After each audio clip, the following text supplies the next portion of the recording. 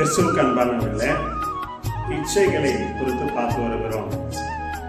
அந்த நாளுக்காக சோதரம். யாக்கோபு 1:14-15 நீங்க வாசித்து பார்த்தீங்கன்னா, கர்த்தர் சோதிக்கிறவர்கள் அவ சுய இச்சையின்படி நடந்து, அந்த சுய இச்சையின்படி நடந்தானே எதுலையா சிக்கிடுவான் பிள்ளைகளை. அப்ப அந்த சிக்கி அந்த முதல்ல அந்த இச்சையானது பாவத்தை கருப்பு தெரியும். கொஞ்சம் தான் இச்சையை தூண்டுவான். அப்ப அந்த இச்சை நாளுக்கு நாள் அப்படியே தூண்டிட்டே இருக்கும். இச்சை சரி, இது பாவம் இல்லை, இதெல்லாம் பாவம் இல்லை அப்படிங்கிற அந்த இச்சையை தூண்டிட்டே இருப்பான்.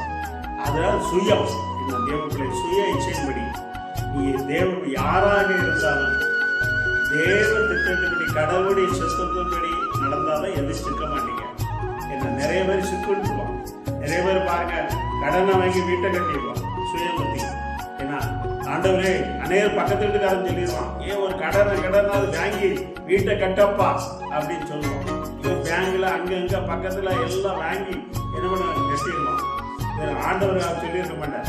இவருடைய ஆண்டவர் உனக்கு வீடு தராரு, உனக்கு என்ன கார் தராரு, பைக்கு தராருன்னா நிச்சயமாக ஏதாவது வழியில தருவார்.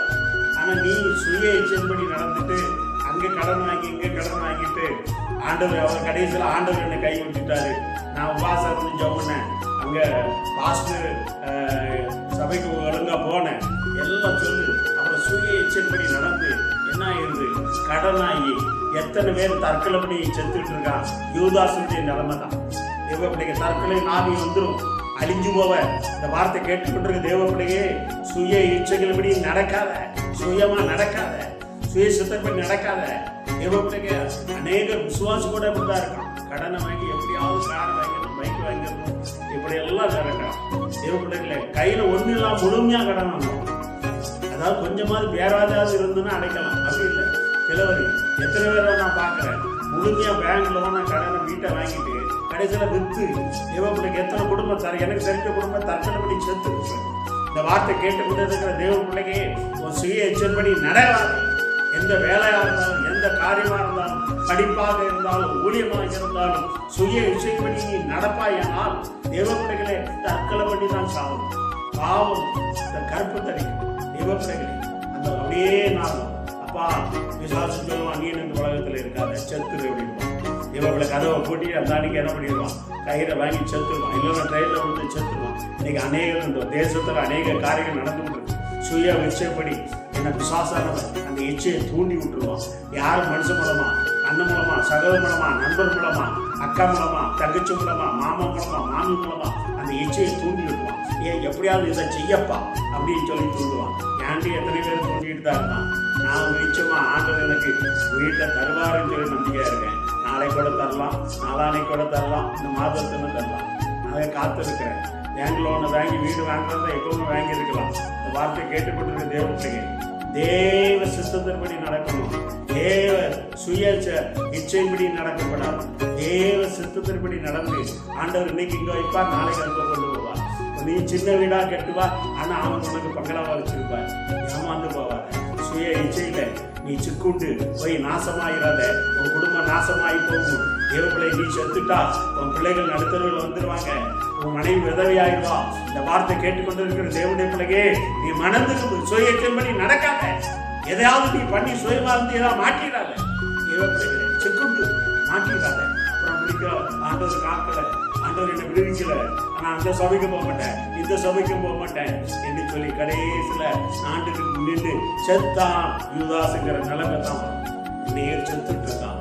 அதனால தேவ பிள்ளையே, சுய இச்சைப்படி நீ நடக்காத. தேவத்தை நல்லா அறிந்து தேவ பாதத்தில் உட்கார்ந்து என்ன அவன்கிட்ட இருந்தாச்சு. இல்லைன்னா கர்த்தருடைய சித்தம், கடவுளுடைய சித்தம் இல்லைன்னு சொல்லிட்டு நீ கடந்து போ.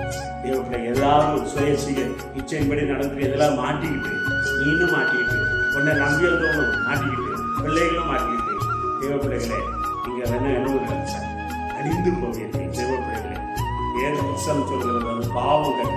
அந்த பாவம் மரணத்தை கொண்டு போய் நிற்கும் என்று வேதத்தில் பார்க்கிறோம். யூதாசுடைய நிலமாக தான், அநேகருடைய நிலமாக தான். அதனால அந்த சுய இச்சையின்படி சிக்குண்டு நாம் நடந்துடாதங்க. தேவ கடவுள் சத்தத்தை ஒப்படுங்க. உனக்கு என்ன வேணுமா ஏற்ற காலத்துல வேத வசனம் சொல்கிறது. ஏற்ற காலத்துல உன்னை படத்தை கைகளை நீ அடங்கி தேவ பிள்ளைகளை சுய இச்சையின்படி நடந்து இதை மாற்றிடாத தேவ பிள்ளைகளை.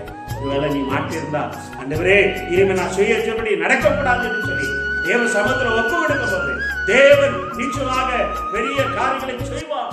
ஆண்டவரே என்னை மீட்டெடுக்கும், நான் இன்னும் சுய இச்சையின்படி நடக்கக்கூடாது, சுய இச்சையின்படி நடந்து அநேக காரியங்களை விழுந்து விட்டேன், ஆண்டவரே எனக்கு உதவி செய்யும், என்னை தூக்கி விடும் என்று சொல்லி நீ கேட்கும் பொழுது தேவன் உனக்கு உதவி செய்ய வல்லவராயிருக்கிறார்.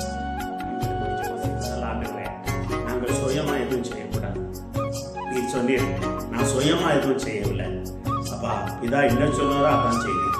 அதே போல நீர் என்கிட்ட என்ன சொல்லுகிறோ அதன்படி தான் நாங்கள் செய்யணும். சுயமா நாங்கள் செய்யக்கூடாது, சுயமா செயல்படக்கூடாது. அப்பா, எந்த காரியம் ஊழியமா இருந்தாலும், வேலையா இருந்தாலும், படிப்பா எதா இருந்தாலும் சரி, வீடு கட்டுற காரியங்கள் எதா இருந்தாலும், திருமண காரியம் இருந்தாலும் சரி, சுயமா நாங்கள் செய்யாதபடி தேவ சுத்தத்துபடி அவன் நடக்க நீர் எங்களுக்கு உதவி செய்ய முடியும். இந்த வார்த்தை கேட்டுக்கொண்டிருக்கிற ஒவ்வொரு மேலும் வல்லமை கடந்தது வெகினி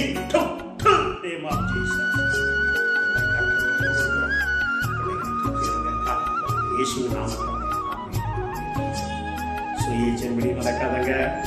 என்ன தேவ தேவ தேவ